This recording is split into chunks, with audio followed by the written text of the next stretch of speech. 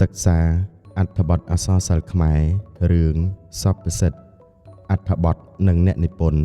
អត្ថបទប្រភេទរឿងសព្វសិទ្ធជាប្រភេទអក្សរសិល្ប៍បុរាណបែបសាស្ត្រាល្បែងចលនារឿងសព្វសិទ្ធស្ថិតនៅក្នុងចលនាអក្សរសិល្ប៍ពុទ្ធនិយមខ្លាយកាលបរិច្ឆេទរឿងសព្វសិទ្ធត្រូវបានតាក់តែងឡើងនៅឆ្នាំ1899អ្នកនិពន្ធលោកម៉ឺនភក្តីអក្សរតន្តយើងស្វែងរកជីវប្រវត្តិរបស់អ្នកនិពន្ធនេះបានតិចតួចណាស់ជាពិសេសស្នាដៃអ្នកនិពន្ធរបស់លោកតែម្ដងក្នុងរឿងសព្វសិទ្ធនេះឯងត្រង់ទំព័រទី3បន្ទាត់ទី13ដែលបានបោះពុម្ពផ្សាយដោយពុទ្ធសាសនបណ្ឌិតថាខ្ញុំម៉ឺនភក្តីអក្សរតន្តរិះគន់កែកុនតាមយោបល់ម៉ឺនភក្តីអក្សរជាងាររបស់មន្ត្រីតន្តជាឈ្មោះរបស់អ្នកនិពន្ធពីសម័យបុរាណបណ្ដាស័ក្តិរបស់មន្ត្រីគេរាប់ពីថ្នាក់ក្រោមបំផុតទៅថ្នាក់លើគឺម៉ឺនឬម៉ឺនខុនលហួងព្រះអុកញ៉ាតាមបវេណីរាជក្នុងចំនួនបុរាណកូនប្រុសសេនាបតីឬរបស់ស្ដេចក្រាញ់ត្រូវហៅមុនពីកំណើតពុំចាំបាច់តែងតាំងឡើយប៉ុន្តែម៉ឺននៅក្នុងអត្ថបទនេះមិនមែនជាកូនរបស់សេនាបតីស្ដេចក្រាញ់ឡើយបើគេរាប់ថាជាងារស័ក្តិត្រឹមត្រូវជាងព្រោះម៉ឺនភ្ជាប់ជាមួយពាក្យភក្តីនិងអក្សរទៀតដូច្នេះម៉ឺនភក្តីអក្សរពិតជាងាររបស់អ្នកនិពន្ធឈ្មោះតន្តម៉ឺនភក្តីអក្សរតន្តចេះភាសាសៀមយ៉ាងជ្រៅជ្រះអាចប្រែរឿងបានដូចនៅក្នុងឃ្លារឿងសព្វសិទ្ធបោះពុម្ពដោយពុទ្ធសាសនបណ្ឌិតទំព័រទី3បន្ទាត់ទី13សៀមប្រែមកជាភាសាខេមរៈគឺកម្ពុជាជាតិចំពោះទីតាំងរស់នៅរបស់លោកហើយនឹងទីតាំងរស់នៅរបស់គ្រួសារលោកយើងពុំអាចដឹងតាមរយៈស្នាដៃរបស់លោកបានឡើយយើងគ្រាន់តែស្គាល់ពីជីវប្រវត្តិសិក្សាអំពីសម័យអាណានិគមនិងមានការពិបាកបើឆ្លោះបញ្ចាំងអំពីការសិក្សារបស់សន្ធោមុខជាអ្នកនិពន្ធមួយរូបក្នុងសម័យនោះដែរលោករឹមគិនក្នុងទស្សនាវដ្តីមិត្តភាសាបាលីឆ្នាំទី2បានសរសេរអំពីជីវភាពរបស់សន្ធោមុខថាសន្ធោមុខនៅវត្តបម្រើព្រះសង្ឃពេលយប់រៀនដោយពន្លឺចង្គៀងដាំតែប្រគេនលោកគេប្រើធ្យូងនិងដីឥដ្ឋជំនួសដីសនិងក្តារឈ្នួនដូច្នេះតាមរយៈឃ្លាខាងលើឲ្យយើងយល់ថាជីវភាពសិក្សារបស់ម៉ឺនភក្តីអក្សរតន្តគឺមិនខុសពីសន្ធោមុខប៉ុន្មានដែរសរុបមកកវីតន្តមានដើមកំណើតនៅរវាងពាក់កណ្ដាលសតវត្សទី13ហើយបានតាក់តែងរឿងសព្វសិទ្ធនៅឆ្នាំ1899ដោយមានគោរមងារជាម៉ឺនភក្តីអក្សរក្នុងរជ្ជកាលព្រះបាទសម្ដេចនរោត្តមស្នាដៃសំខាន់របស់កវីម៉ឺនភក្តីអក្សរតន្តរួមមានរឿងសព្វសិទ្ធតួអង្គនិងមុខងារកោដញ្ញៈមហាសេដ្ឋីជាអ្នកមានស្រុកស្ដំក្នុងស្រុកចន្ទក្រៀមនាដែនពារាណសីដែលជាឪពុករបស់សព្វសិទ្ធនាងខេមម៉ារីជាប្រពន្ធមហាសេដ្ឋីកោដញ្ញនិងម្ដាយរបស់សព្វសិទ្ធជាបុត្ររបស់កោដញ្ញៈមហាសេដ្ឋីនិងនាងខេមរីព្រះបាទព្រហ្មទត្តជាស្ដេចគ្រប់គ្រងនគរពារាណសីព្រះនាងកុសុមាជាមហេសីរបស់ព្រះបាទព្រហ្មទត្តសវណ្ណកេសរគឺជាបុត្រីរបស់ព្រះបាទព្រហ្មទត្តនិងព្រះនាងកុសុមានិងជាមហេសីរបស់សព្វសិទ្ធភីលៀងជាសេនាការពារសព្វសិទ្ធហើយបានរៀនចប់សិលសាស្ត្រជាមួយសព្វសិទ្ធដែរអាចារ្យទីសាប្រមោកជាគ្រូបង្ហាត់សិលវេទដល់សព្វសិទ្ធភីលៀងសព្វសិទ្ធនិងសិស្សដទៃជាកបាសញីឈ្មោលអតីតជាតិសព្វសិទ្ធនិងសវណ្ណកេសរព្រឹត្តិការណ៍សំខាន់ចំពោះរឿងសព្វសិទ្ធបានបង្ហាញអំពីព្រឹត្តិការណ៍សំខាន់ក្នុងរឿងដូចជាសកម្មភាពដែលបង្ហាញអំពីទំនួលខុសត្រូវចំពោះក្រុមគ្រួសាររបស់ជីបកបាសញីឈ្មោលបង្ហាញពីការប្រច័ណ្ឌរបស់ជីបកបាសញីមកលើជីបកបាសឈ្មោលថាមានស្រីដោយពុំសមហេតុផលធ្វើឲ្យមានការព្រាត់ប្រាសគ្នាអស់ទាំងប្រពន្ធប្តីនិងកូនការជ្រើសរើសគូស្រករបង្ហាញអំពីភាពស្មោះត្រង់របស់មនុស្សអកុសលផលវិបាកនៃការសេពគប់បាបមិត្តការទុកចិត្តនិងសេចក្តីស្នេហាស្មោះស្ម័គ្រគឺជាស្ពានចម្លងមនុស្សទៅរកសុខសុភមង្គលបានយ៉ាងពិតប្រាកដសង្ខេបរឿងក្នុងព្រៃហេមពៀនមានសត្វជីបកបាសញីឈ្មោលមួយគូរស់នៅដោយមានកូនខ្ចីនៅក្នុងសម្បុកព្រឹកឡើង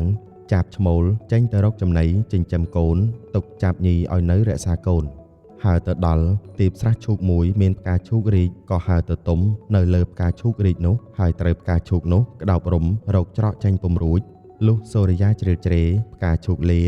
ទៅចាប់ឈ្មោលចេញរួច ហើយហើពំចំណៃសំដៅទៅកាន់សម្បុកវិញថ្លែងពីនាងសកណីនៅក្នុងព្រៃត្រូវភ្លើងឆេះព្រៃស្លាប់កូនអស់លុះឃើញសកណាជាប្តីមកដល់មានធំក្លិនក្រអូបនៃផ្កាឈូកទៀតនោះក៏កើតក្តីប្រច័ណ្ឌខឹងនឹងប្តីថារវល់តែត្រេកត្រអាលនឹងស្រីញីថ្មីភ្លេចកូនប្រពន្ធសកណីក៏លោតចូលភ្លើងដោយបានសច្ចាថាបើកើតជាថ្មីមិនស្ដីឬនិយាយនឹងប្រុសឈ្មោលណាទៀតឡើយសកណាដែលពន្យល់សកណីមិនជឿក៏លោតសម្លាប់ខ្លួននៅក្នុងភ្នក់ភ្លើងដែរដោយបានសច្ចាថាកើតជាតិណាសូមបានជួបប្រពន្ធរបស់ខ្លួនជានិច្ចកុំខានឡើយកាលស្លាប់ទៅចាប់ឈ្មោលក៏បានទៅកើតជាបុត្រារបស់កោដញ្ញសេដ្ឋីនិងនាងខេមរីក្នុងស្រុកចន្ទក្រៀមបុរីក្រុងពេរិណសីដោយមាននាមថាចៅសព្វសិទ្ធនៅកាលសព្វសិទ្ធប្រសូតនោះមានកុមារ1001នាក់កើតឡើងដែរជាបរិវារចំណែកឯនាងសកណីកាលស្លាប់ទៅបានយកកំណើតគឺជាបុត្រីរបស់ត្រកូលក្សត្រមាននាមថាសុវណ្ណកេសរដែលមានបិតានាមព្រះបាទព្រហ្មទត្តមហេសីនាមកុសុមាកាលធំដឹងក្តីឡើងសព្វសិទ្ធបានសុំឪពុកម្ដាយទៅរៀនវេទនឹងលោកអាចារ្យទីសាបមោកនៅនគរតកសីឡាដោយសារមានកុមារទាំង1001ទៅរៀនជាមួយគ្នាព្រមទាំងមានភីលៀងចំណិតម្នាក់ផងដែរបានរៀនសូត្រចេះដឹងដោយសព្វសិទ្ធដែរក្នុងចំណោមសិស្សទាំងអស់សព្វសិទ្ធគឺជាសិស្សដែលពូកែនិងឆ្លាតជាងគេវេលាដែលបានចេះចាំសពហើយក៏បានធ្វើដំណើរត្រឡប់មកមាតុភូមិវិញថ្លែងឯនាងសវណ្ណកេសរវិញពុំដែលនិយាយរកប្រុសណាសោះរាប់ទាំងបិតារបស់នាងផងការនេះធ្វើឲ្យបិតារបស់ព្រះនាងមានការងឿងឆ្ងល់ជាខ្លាំងក៏សួរទៅនាងកុសុមាជាមហេសីឲ្យសួរនាំក៏បានដឹងសពគ្រប់កើតនៅចិត្តអាណិតបុត្រីថាការនេះគឺជាការបណ្ដាលមកពីកម្មនិងកោតសរសើរបុត្រីថាជាស្រីគ្រប់លក្ខព្រះបាទព្រហ្មទត្តក៏បាវកងក្សត្រគ្រប់នគរម៉ឺនមន្ត្រីសេដ្ឋីប្រជានុរាស្ត្រនាំបុត្រាកូនប្រុសមកសាកល្បងយ៉ាងណាឲ្យនាងសវណ្ណកេសរព្រមនិយាយជាមួយនិងលើកព្រះនាងឲ្យជាមហេសីប៉ុន្តែគ្រប់បុត្រានិងបរិសុទ្ធជាច្រើនមិនបានមកធ្វើឲ្យព្រះនាងនិយាយជាមួយនោះទេព័ត៌មាននេះបានលេចលឺដល់សព្វសិទ្ធក៏បាននាំភីលៀងមកនគរពេរិណសីដើម្បីលបងយកនាងសវណ្ណកេសរដោយប្រើសិលសាស្ត្រដកដួងប្រលឹងភីលៀងទៅដាក់លើវត្ថុផ្សេងជាគម្រប់4ដងលើកទី1សព្វសិទ្ធបានដកដួងប្រលឹងភីលៀងទៅដាក់នឹងទ្វារលើកទី2ដាក់នឹងចង្គៀងលើកទី3ដាក់នឹងពេនព្រះស្រីនិងលើកទី4ដាក់នៅលើវាំងននហើយក្នុងមួយលើកសព្វសិទ្ធបាននិទានរឿងមួយការនិទានរឿងទាំង4របស់សព្វសិទ្ធនេះបានធ្វើឲ្យសវណ្ណកេសរនិយាយតបដោយមានសូរស័ព្ទភ្លេងជាសក្ខីភាពសព្វសិទ្ធនិងនាងសវណ្ណកេសរត្រូវបានមេដាបិតារៀបចំអភិសេកឲ្យនាពេលនេះទៅសម័យក្រោយមកសព្វសិទ្ធបានលាមហេសីទៅប្រពៀតព្រៃជាមួយនឹងភីលៀងទៅដល់ព្រៃក៏ជួបនឹងប្រើសស្លាប់មួយសព្វសិទ្ធបានដកដួងចិត្តពីរូបរបស់ខ្លួនចូលទៅក្នុងសាកសពនោះដោយបានផ្ដាំភីលៀងឲ្យមើលថែរូបកាយរបស់ខ្លួនឲ្យបានល្អសព្វសិទ្ធក្នុងរូបរាងប្រើសបានរត់លេងយ៉ាងសប្បាយនៅក្នុងព្រៃជាឱកាសល្អភីលៀងបានដកដួងចិត្តរបស់ខ្លួនចូលទៅក្នុងរូបរបស់សព្វសិទ្ធហើយក៏ដុតរូបរបស់ខ្លួនចោលទៅសព្វសិទ្ធត្រឡប់មកវិញដឹងថាភីលៀងក្បត់យកប្រលឹងចូលរូបរបស់ខ្លួននោះក៏កើតទុក្ខទោមនិញចាយដន់ល្អក៏មានសត្វសារិកាមួយស្លាប់ថ្មីសព្វសិទ្ធក៏ដកដួងជីវិតចូលទៅក្នុងរូបរបស់សត្វនោះហើយក៏ហើរទៅរាជវាំងរាយរាប់ប្រាប់មហេសីសពគ្រប់ផងដែរសុវណ្ណកេសរក៏បានលួងលោមភីលៀងឲ្យដកដួងជីវិតដាក់នៅក្នុងពពែស្លាប់មួយសព្វសិទ្ធក៏បានដកដួងជីវិតរបស់ខ្លួនចូលទៅក្នុងរូបរបស់ខ្លួនវិញរួចហើយគេក៏បានសម្លាប់ពពែនោះចោលទៅក្រោយមកព្រះបាទព្រហ្មទត្តទ្រង់រាជពាទ្យដល់ចូលទីវង្គតអស់ចតុរង្គជំនុំគ្នាស្ដេចយាងក្សត្រគឺសព្វសិទ្ធនិងសវណ្ណកេសរឲ្យឡើងគ្រងរាជ្យជាសុខសាន្តរហូតដល់ព្រះជន្ម120ព្រះវស្សា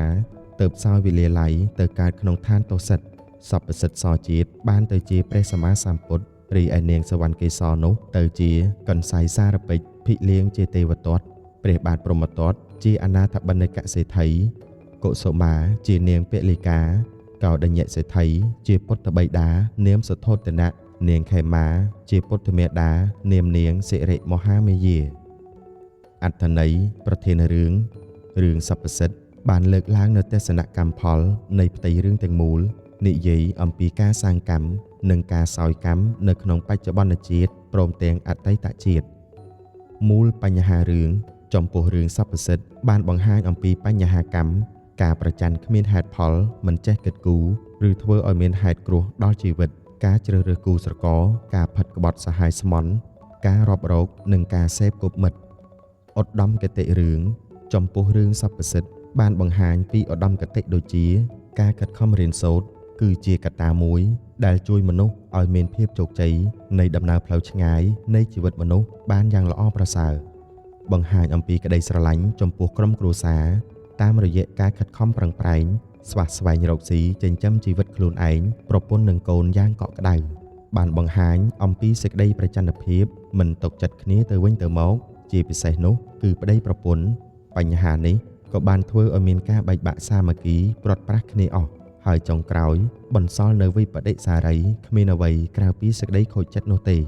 បង្រៀនមនុស្សឲ្យប្រព្រឹត្តនៅសេចក្តីត្រឹមត្រូវហើយត្រូវជៀសអំពីអំពើមិនល្អដែលជាអំពើបាបនិងហុចផលមកវិញជាមិនខានត្រូវចេះស្មោះត្រង់គ្នាទៅវិញទៅមកបង្ហាញពីសេចក្តីល្អប្រសើរនៃភាពកតញ្ញូរបស់កូនប្រុសស្រីការភ្លើតភ្លើននិងភ្លឹងតណ្ហានាំឲ្យវិនាសវិភាគតួអង្គកោដញ្ញៈមហាសេដ្ឋីគុណសម្បត្តិមានទ្រព្យសម្បត្តិបុណ្យស័ក្តិមានអំណាចសម្រាប់ឲ្យគេគោរពកោតក្រែងជាឪពុកល្អដែលបានយកចិត្តទុកដាក់លើអនាគតកូនស្រឡាញ់ក្រុមគ្រួសារជាមនុស្សដែលមានចំណេះដឹងត្រឹមត្រូវមានចិត្តសន្តោសប្រោសប្រណីគុណវិបត្តិបណ្ដាលឲ្យកូនត្រូវអ្នកដទៃខ្សែលើនាងខេម៉ារីគុណសម្បត្តិមានទ្រព្យសម្បត្តិស្ដុកស្ដំខ្វល់ខ្វាយពីអនាគតរបស់កូនមានចិត្តស្មោះសរចំពោះក្រុមគ្រួសារជាម្ដាយដ៏ល្អសម្រាប់កូនជាមនុស្សដែលមានចិត្តសន្តោសប្រោសប្រណីគុណវិបត្តិស្រឡាញ់ពេកមិនសូវបានទូលមានកូនដែលបណ្ដាលឲ្យកូនភ្លើតភ្លើនសព្វសិទ្ធគុណសម្បត្តិមានឋានៈបុណ្យស័ក្តិជាមនុស្សមានចំណេះដឹងជាមនុស្សដែលមានមុខមាត់នៅក្នុងសង្គមជាមនុស្សដែលមានទ្រព្យសម្បត្តិស្រុកស្ដំជាមនុស្សដែលមានសេចក្តីតស៊ូព្យាយាមជាមនុស្សដែលមានភាពស្មោះត្រង់ស្រឡាញ់ក្រុមគ្រួសារជាកូនល្អសម្រាប់ឪពុកម្ដាយជាកូនកតញ្ញូសម្រាប់ឪពុកម្ដាយគុណវិបត្តិមានការធ្វេសប្រហែសឆាប់ជឿទុកចិត្តអ្នកដទៃ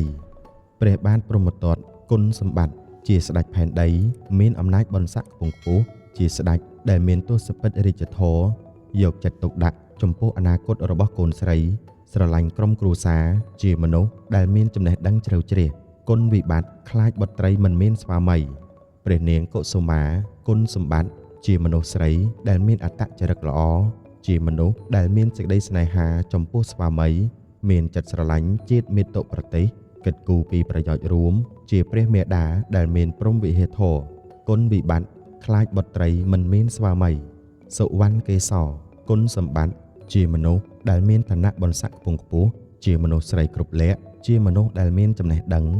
ជាមនុស្សដែលមានប្រាជ្ញាស្មារតីក្នុងការគិតគូរថ្លឹងថ្លែងជ្រៅជ្រះជាមនុស្សដែលប្រកាន់ភាពសច្ចៈមានចិត្តសន្តោសប្រោសប្រណីជាមនុស្សដែលមានចិត្តស្មោះសរចំពោះស្វាមីគុណវិបត្តិជាមនុស្សដែលមានចិត្តឆាប់ខឹងជាមនុស្សដែលឆាប់ខឹងឆេវឆាវចាញ់បោកសព្វសិទ្ធមិននិយាយរកមនុស្សប្រុសសូម្បីតែបិតារបស់ខ្លួនភីលៀងគុណសម្បត្តិជាមនុស្សមានការតស៊ូព្យាយាមស្រឡាញ់ការសិក្សារៀនសូត្រជាអ្នកការពារសព្វសិទ្ធដែលជាអ្នកមានបុណ្យគុណវិបត្តិជាមនុស្សដែលគ្មានភាពស្មោះត្រង់ជាមួយនឹងម្ចាស់ជាមនុស្សដែលមានភាពលោភលន់ជាមនុស្សដែលមានចិត្តគំនិតមិនល្អនិងមិនគួររាប់រកសោះជាមនុស្សដែលមកបន្លំធ្វើជាប្តីគេយកប្រពន្ធគេអាចារ្យទីសាប្រមោកគុណសម្បត្តិជាមនុស្សដែលមានចំណេះដឹងជ្រៅជ្រះជាគ្រូដែលមានទេពកោសល្យសិលទេពបានបង្ហាត់បង្រៀនសព្វសិទ្ធនិងភីលៀងជាគ្រូដែលមានចំណេះជំនាញយ៉ាងច្បាស់លាស់គុណវិបត្តិមានការធ្វេសប្រហែសក្នុងការអប់រំសិស្សជាក់ស្ដែងភីលៀងបានយកវិជ្ជាទៅប្រព្រឹត្តនៅអំពើមិនល្អជាកបាសញីគុណសម្បត្តិមានចិត្តស្មោះត្រង់ជាមួយប្តីគុណវិបត្តិមានចិត្តឆេវឆាវឆាប់ខឹងចោទប្រកាន់ប្តីថាមានស្រីទាំងមិនបានគិតពិចារណាឲ្យបានច្បាស់លាស់យល់តែចិត្តខ្លួនឯងសម្លាប់ខ្លួនឯងដោយលោតចូលភ្លើងមានការគិតខ្លីឬដោះស្រាយបញ្ហាដោយផ្ដាច់ជីវិតខ្លួនមិនទុកចិត្តប្តីជីបកបាសឈ្មោលគុណសម្បត្តិមានចិត្តស្មោះស្ម័គ្រនឹងប្រពន្ធស្រឡាញ់ក្រុមគ្រួសារមានសេចក្តីតស៊ូព្យាយាមជាមេគ្រួសារដ៏ល្អរកចំណីឲ្យកូនប្រពន្ធមានទំនួលខុសត្រូវគុណវិបត្តិ ដោះស្រាយបញ្ហាដោយបញ្ចប់ជីវិតគ្មានសមត្ថភាពនិយាយបកស្រាយឲ្យប្រពន្ធជឿនិពន្ធរូបផ្ដើមរឿងចំពោះរឿងសព្វសិទ្ធអ្នកនិពន្ធបានធ្វើការផ្ដើមរឿងដោយបានធ្វើបទនមស្ការរំលឹកដល់ព្រះរតនត្រ័យព្រះពុទ្ធព្រះធម៌ព្រះសង្ឃជាដើមឧទាហរណ៍អហង្សអញខ្ញុំសូមវន្ទីលើកផ្គងអញ្ជលីអោនអភិវាទដោយកលក៏សូមបទុមជាតិក្រាបក្រោមវរបាទយុគលៀងតួរឿងសព្វសិទ្ធនេះនៅក្នុងដំណើររឿងអ្នកនិពន្ធលោកបានធ្វើការបង្ហាញអំពីដំណើរជីវិតរបស់ព្រះសម្មាសម្ពុទ្ធនៅក្នុងការកសាងបារមីក្នុងចំណោមទាំង50ជាតិនៃការកសាងដើម្បី4អសង្ខ័យម្យ៉ាងទៀតបង្ហាញអំពីការដោះស្រាយដោយសន្តិវិធីរចនាវិធីជាវិធីដែលអ្នកនិពន្ធបានតាក់តែងរឿងជាពាក្យកាព្យបទពាក្យ7តាំងពីដើមដល់ចប់មានចំនួន1116វគ្គពន្ធរដ្ឋវិធីជាវិធីតែងកាព្យដែលធ្វើឲ្យផ្ទួនពាក្យសម្ដីអ្នកនិពន្ធបានធ្វើដើម្បីបញ្ជាក់អំពីភាពតួអង្គកាន់តែជាក់ស្ដែងថែមទៀតឧទាហរណ៍ខ្លះគិតរកស្នេហ៍ពូកែឆុតខ្លះរកមេមត់ជន់រូបខ្ចីពាក្យបាលីសំស្ក្រឹតសច្ចៈសត្យៈអនត្តយៈអភិប្រាយពាក្យបារាំងសៃប៉ាស៊ីលេប៉ាតុងកាហ្វេលេរ៉ូបាំងពាក្យចិនមិចខ្លាំងចាប់ឆាយពាក្យថៃសងចៃសន្តិហវិធីវិធីដែលអ្នកនិពន្ធបានធ្វើឲ្យអ្នកអានមានការចង់តាមដានថាតើសព្វសិទ្ធអាចធ្វើឲ្យសវណ្ណកេសរនិយាយតបបានដែរឬទេក្រោយពីភីលៀងបានលួចរូបសព្វសិទ្ធទៅនឹងទៅជាយ៉ាងណាបញ្ចប់រឿងអ្នកនិពន្ធបានធ្វើការបញ្ចប់រឿងសព្វសិទ្ធដោយបង្ហាញអំពីការសរជាតិក្នុងការយល់យកកំណើតមករស់នៅក្នុងជាតិនៃព្រះសម្មាសម្ពុទ្ធម្យ៉ាងវិញទៀតព្រះសមណគោតមសុវណ្ណកេសរគឺជាកន្សៃសារពេចមេដាបៃតានៃសព្វសិទ្ធជាព្រះពុទ្ធបិតាពុទ្ធមេដាជាដើមសន្និដ្ឋានក្រោយពីបានធ្វើការសិក្សាទៅលើរឿងសព្វសិទ្ធរួចមកយើងអាចធ្វើការសន្និដ្ឋានបានថារឿងនេះបង្ហាញអំពីសេចក្តីតស៊ូព្យាយាមនៃការកសាងបារមីរបស់ព្រះពុទ្ធម្យ៉ាងវិញទៀតបង្ហាញអំពីសេចក្តីស្មោះស្ម័គ្ររបស់ប្តីប្រពន្ធចំពោះគ្នាទៅវិញទៅមកដែលជាហេតុនាំឲ្យកើតមាននៅសុភមង្គលនៅក្នុងជីវិតមិនតែប៉ុណ្ណោះក៏បានបង្ហាញអំពីបុណ្យបាបដែលមនុស្សបានប្រព្រឹត្តហើយកម្មទាំងអស់នោះនឹងត្រូវបានហុចត្រឡប់មកវិញយូរឬឆាប់ជាមិនខានឡើយ